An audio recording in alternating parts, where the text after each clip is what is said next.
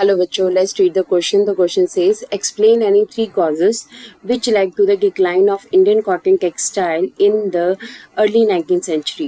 देखिए क्वेश्चन में हमसे पूछा जा रहा है हमें ऐसे तीन कारण बताने हैं जिससे कि अर्ली 19th सेंचुरी में इंडिया का कॉटन टेक्सटाइल जो है वो काफ़ी डैमेज हुआ और डिक्लाइन की तरफ गया. Let's read about the answer. Answer says India is the original home of cotton.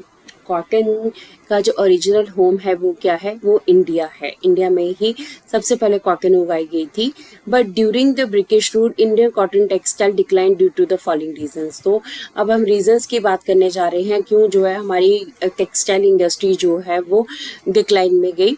सबसे पहला कॉज है कि East India company gain power. East India company जो है इसकी पावर काफ़ी ज़्यादा बढ़ गई थी. हमें पता है कि East India company as trader जो है वो इंडिया में आए थे ट्रेड करने के लिए, बट धीरे धीरे उन्होंने अपनी पावर जो है इस्टेब्लिश की. So when East India Company established political power in India, they wanted to control the trade too. ठीक है, जब ईस्ट इंडिया कंपनी ने धीरे धीरे पोलिटिकल पावर को जो है इस्टेब्लिश करना स्टार्ट किया, अपना बंगाल, बिहार, उड़ीसा की दीवानी उनको मिल गई 1765 में. उसके बाद इनकी पावर जो है बढ़ गई. तो ये अब ट्रेड के ऊपर भी कंट्रोल करना चाहते थे क्योंकि उस टाइम के ऊपर इंडिया में फ्रेंच भी थे, डच भी थे, पोर्टुगीज भी थे. तो कंपटीशन बहुत ज़्यादा था ईस्ट इंडिया कंपनी का. बट ईस्ट इंडिया कंपनी जो है धीरे धीरे अपनी पावर गेन कर रही थी. They establish the system of gumashtas to eliminate the competition in the market and ensure the regular supply of cotton. अब देखिए ईस्ट इंडिया कंपनी ने क्या किया, धीरे धीरे अपनी पावर को बढ़ाया. तो उन्होंने गुमश्तास जो पेड सर्वेंट्स थे उनको अपॉइंट किया ताकि रेगुलर सप्लाई जो है उनको जो भी प्रोडक्ट्स है कॉटन की है मिल सके. अब इस वजह से क्या हुआ कि जो लोकल मार्केट थी, लोकल मार्केट में काफ़ी ज़्यादा प्रॉब्लम क्रिएट हो गई. अब गुमश्तास जो है वो काफ़ी टॉर्चर करते थे वीवर्स को, उनको काफ़ी एक्सप्लॉइट किया जाता था. और वीवर्स भी जो है अब फिक्स प्राइजेस के ऊपर ही अपना सामान, अपनी कॉटन जो है वो बेच सकते थे. तो इस तरह से इंडिया का जो कॉटन टेक्सटाइल है उसका नुकसान होना शुरू हो गया था जैसे ईस्ट इंडिया कंपनी ने अपनी पावर को स्प्रेड करना स्टार्ट किया था. सेकेंड हमारे पास है growth of cotton industry in England. ठीक है, कॉटन इंडस्ट्री जो है इंग्लैंड में उसकी ग्रोथ भी होना इंडिया की टेक्सटाइल इंडस्ट्री का डिक्लाइन था.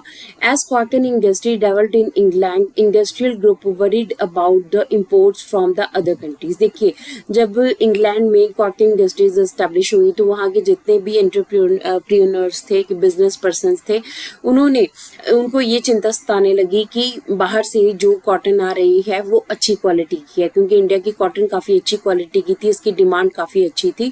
तो उनका अब डर ये था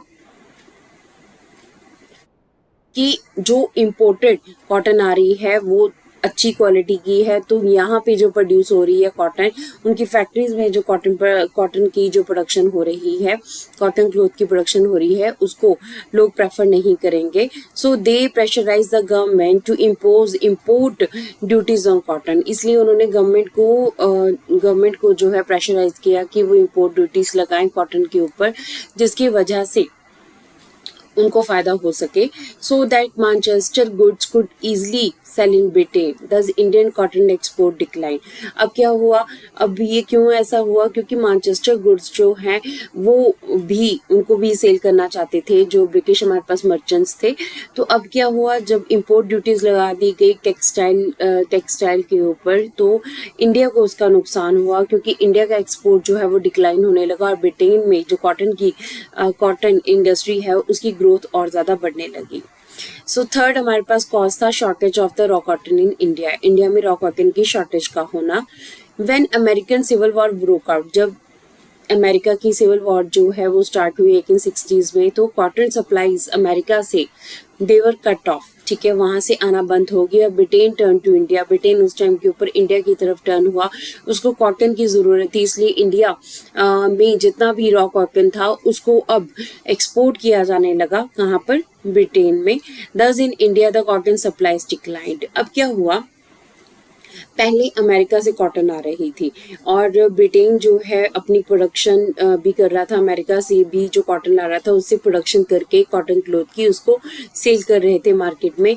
अब क्या हुआ, रॉ कॉटन की प्रॉब्लम पड़ी तो जो ब्रिटेन है वो इंडिया की तरफ टर्न हुआ और इंडिया से अब रॉ कॉटन, पहले इंडिया से क्या जाता था, इंडिया से कॉटन टेक्सटाइल यानी कि कॉटन से बनाया हुआ कपड़ा फॉरेन की मार्केट में बेचा जाता था, एक्सपोर्ट होता था, बट अब क्या हुआ, रॉ कॉटन जो है उसको एक्सपोर्ट किया जाने लगा, जिसकी वजह से इंडियन वीवर्स जो है उनके पास कॉटन की जो सप्लाई है वो डिक्लाइन होने लगी, उनके पास कॉटन की अवेलेबिलिटी नहीं होती थी, जिस वजह से उनके वीविंग के ऊपर काफ़ी असर पड़ा और इंडियन टेक्सटाइल इंडस्ट्री जो है वो अपने डिक्लाइन की तरफ जाने लगी.